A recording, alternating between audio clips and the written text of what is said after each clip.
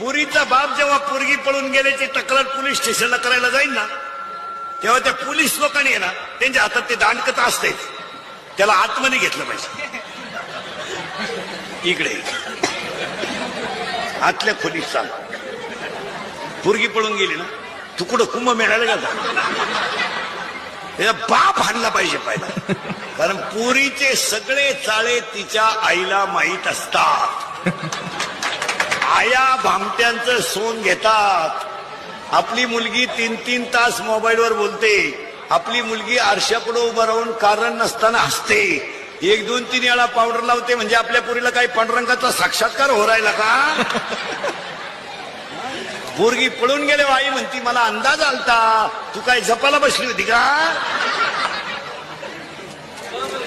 हे सगळे चाळे पोरीचे पोरीच्या आईला माहित असतात. रविवारी आपली पोरगी शाळेत जाती,